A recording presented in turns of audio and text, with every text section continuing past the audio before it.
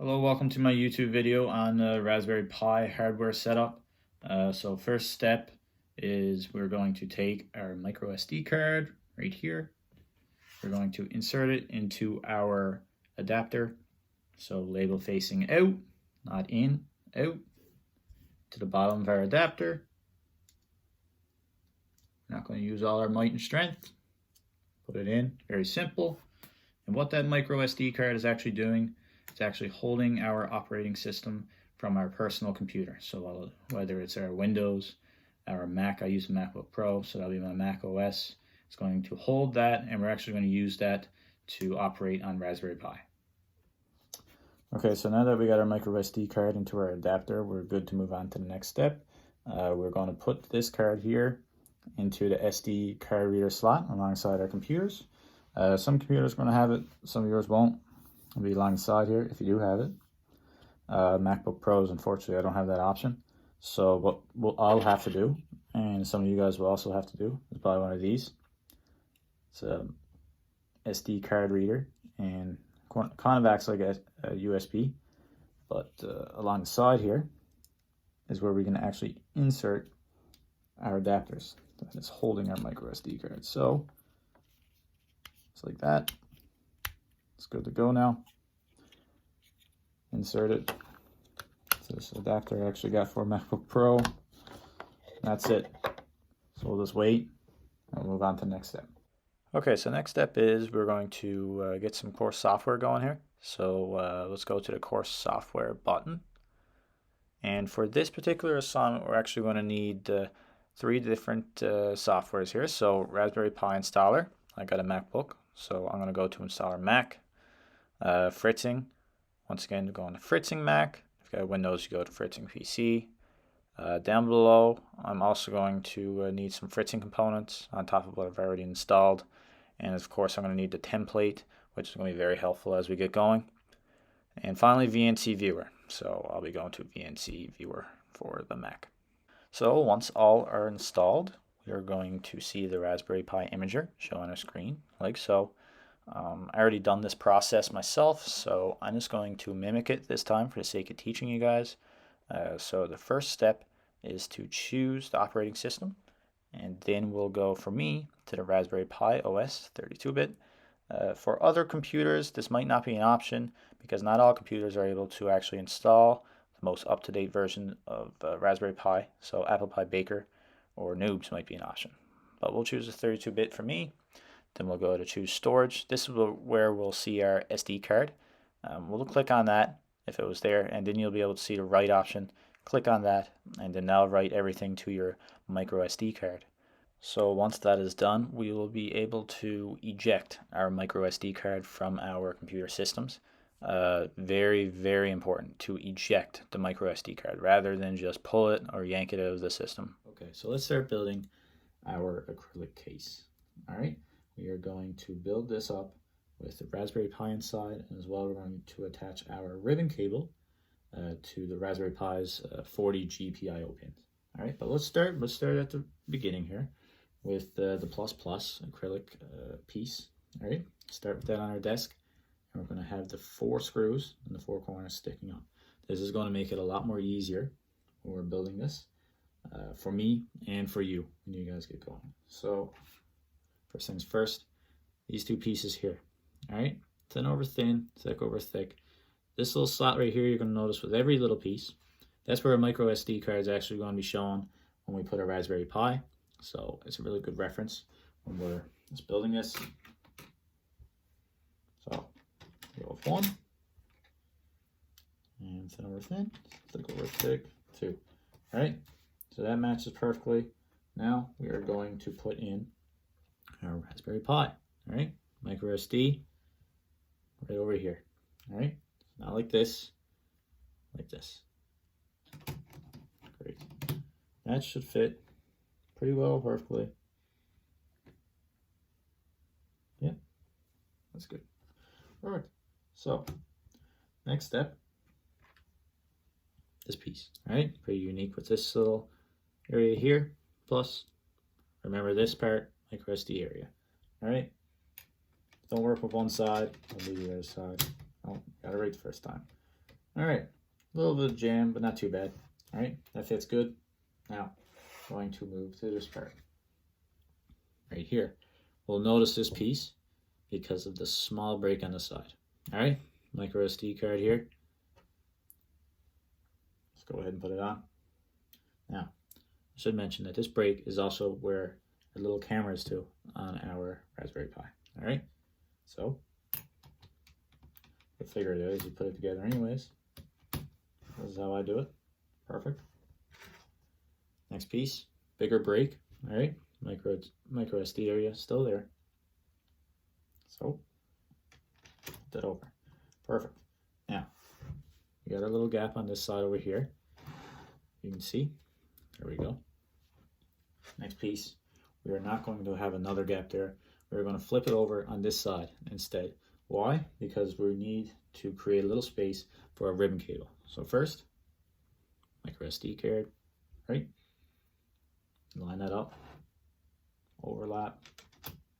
Great. Now, this is when our ribbon cable comes in.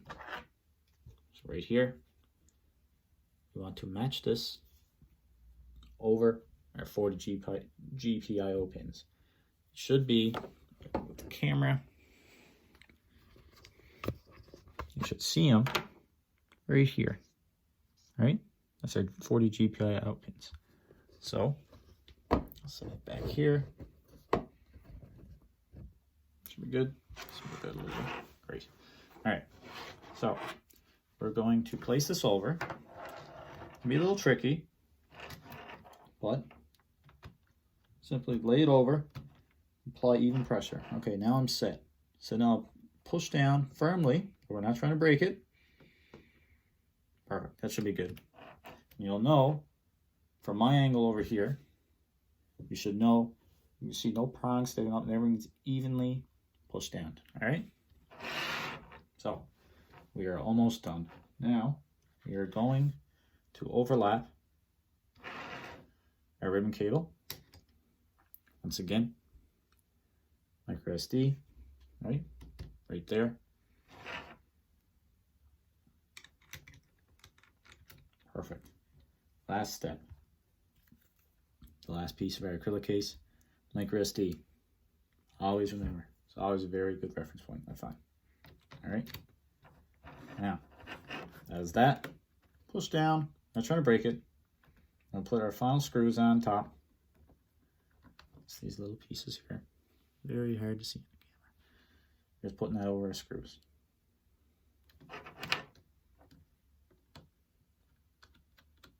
Not too tight, but fit enough so they won't come off. Last one.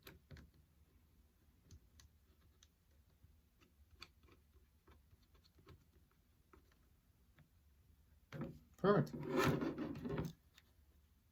That is our acrylic case with a Raspberry Pi in it.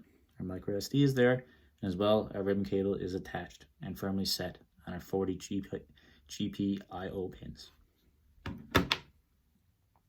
Okay, so we're going to introduce two new parts here. I want to bring you guys to a different angle just to give a better perspective. This is our T cobbler, okay? Red T, we got labels up and down the sides, we'll get to it in a sec. Here's our breadboard. Okay, so the goal here, connect the T cobbler to the breadboard. We'll get to that in a sec. So first, let's just explain the process here. We got 40 wires in our ribbon cable. Okay, that is connected to each GPIO pin. Runs down to our T cobbler, which we will connect to our breadboard. Okay, so as I said, we got the labels here coming up each side of our T cobbler, and what those labels do, they actually are labeled for the GPIO pins. All right, so when we're using Python code with our Raspberry Pi, we can actually reference these labels, all right, that represent GPIO pins. So let's place this now down the middle of our breadboard. Make sure each pin is connecting, just like the ribbon cable. Let's not break it. We've got to press firmly. There we go. Now we're connected. Okay. Okay. So now we have the Raspberry Pi, in its hardware case, ribbon cable connected to GPIO pins, connected to the T-cobbler, which is connected to our breadboard. All right, so now we can use Python into physical computing. So a recent activity that we done was a buzzer activity. We used Python to sound off a buzzer for 3 seconds, right? So we referenced 2 different labels on this T-cobbler, of course connected to GPIO pins, and we ran wires in this breadboard to make a buzzer actually go off. So that's just an example, but that is what our setup here allows us to do. It actually allows us to write code that will interact with any activity we do here. Okay, so let's actually start filling out the ports for our Raspberry Pi. It's important that we actually fill out the ports before putting power to a Raspberry Pi. All right, so I got a wireless keyboard, I got a monitor, and I already got my monitor plugged into the outlet in my wall. And also my power cord for the Raspberry Pi is plugged in to my toolbar below my feet, but just not plugged into the actual Raspberry Pi hardware yet. So first, let's go with the wireless keyboard / mouse. Right there. Okay. Let's go with the monitor next. HDMI cord into the side, opposite end of our ribbon cable. And of course, finally, the actual power for our Raspberry Pi 4, same side as our HDMI cord. Now that's plugged in. Okay, so we're gonna do the last part here freehand. First, let's just recap here. We got the wireless keyboard / mouse, our HDMI cord to our monitor, and the power source for our Raspberry Pi. So let's turn it on. Now, since we got everything connected, this button. You'll know this is on with those lights. I normally see the red light on the other side here. And we'll turn on our monitor. And we'll give that a second, roughly. And there we go, we got everything up and running. If you want to take a look at my MacBook here, if you can remember the VNC viewer we downloaded,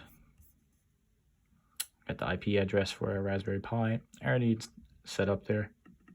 So double click, and now boom, we're connected to here. So quickly access up here, for example, right?